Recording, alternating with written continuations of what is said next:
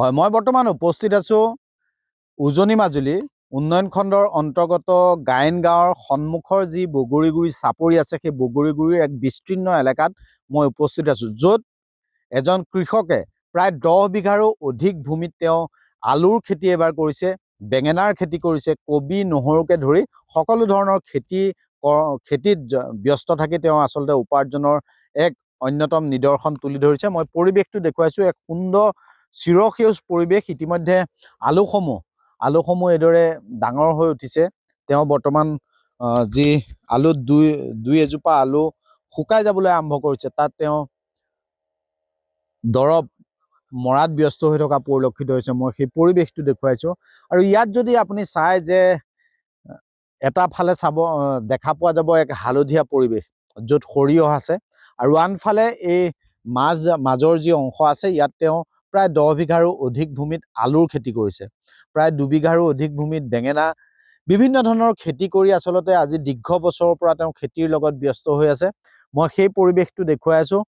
কৃষকজন আছে, মই মন্তব্য লৈ ল'ম। দাদা, অকণমান ওচৰলৈ আহিলে সুবিধা হ'ব। কি ক'ব, আচলতে কিমান দিনৰ পৰা আপুনি কৃষি ক্ষেত্ৰৰ লগত জড়িত? মইতো আপোনাৰ 2020 চনৰ মানৰ পৰা খেতি কৰি আছোঁ। একেৰাহে আপোনাৰ মাহ, সৰিয়হ, আলু, বেঙেনা, কবি, নহৰু, ৰঙালাও 2020ৰ পৰা মই কণ্টিনিউ কৰি আছোঁ। খেতিৰ লগতে জড়িত। এতিয়া আৰু মই কিমান খেতি কৰিছে? এতিয়াতো আপোনাৰ আছে প্ৰায় 30 বিঘামান সৰিয়হ আছে, আৰু 12 বিঘামান আলু আছে, আৰু বেঙেনা আছে, নহৰু আছে, ৰঙালাও আছে, এনেকৈ শাক পাচলি খেতি মানে 15 বিঘামান আছে। আৰু লগতে মোৰ সেই ছাগলী ফাৰ্ম এখনো আছে।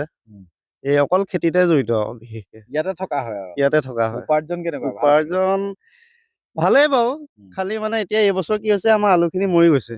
আলুখিনি মৰি যোৱাৰ কাৰণে বিশেষকৈ এবাৰ চিন্তাত পৰিছোঁ। আৰু মানে এতিয়ালৈকে দৰৱ মাৰিছোঁ যদিও কোনো মানে সুফল পোৱা নাই দৰৱৰ পৰা।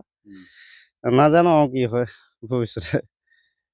আচলতে সেই পৰিৱেশটো দেখুৱাইছোঁ। যদিও কৃষি পথাৰত কিছু ব্যতিক্ৰম হৈছে বা কিছু বিঘিনি লাগিছে, তাৰ পাছতো কিন্তু কৃষকজনৰ মুখত হাঁহি গুচা নাই। কিষাণ মৰ্চাৰ এজন কৃষক উৎপাদক সংস্থাৰ তেখেত আহ্বায়ক অসমৰ, তেখেতৰ মন্তব্য ল'ম। আৰু আহি তেওঁ কৃষকজনৰ খবৰ লৈছে, খবৰ লোৱা দেখা পোৱা গৈছে। আৰু কৃষি পথাৰত দেখা দিয়া যিবিলাক সমস্যা, সেই সমস্যাবিলাক তেওঁ নিজেই চাবলৈ অহা পৰিলক্ষিত হৈছে। আমি সেই পৰিৱেশটো দেখুৱাইছোঁ। অকণমান মন্তব্য লৈ ল'ম। কি ক'ব এই মুহূৰ্তত, ইয়ালৈ যিহেতু আহিলে? হয়, সকলোকে নমস্কাৰ জনাইছোঁ। আজি মোৰ নিজৰ পঞ্চায়তৰ এজন খুব উদীয়মান কৃষক, সন্মানীয় পৰেশ কলিতা ডাঙৰীয়া, তেখেতে প্ৰায় 15-20 বিঘা মাটিত আলু, নহৰু, ৰঙালাও ইত্যাদি খেতি কৰিছে।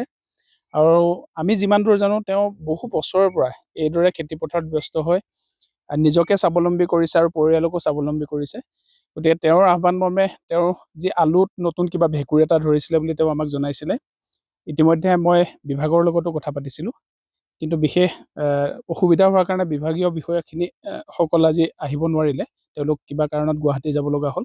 কিন্তু মই আজি তেওঁৰ কাষত আহি মই ক্ষেত্ৰ অধ্যয়নটো কৰিলোঁ। হয়, আলুত কিছুমান মানে ভেঁকুৰ লাগিছে নতুন ধৰণৰ।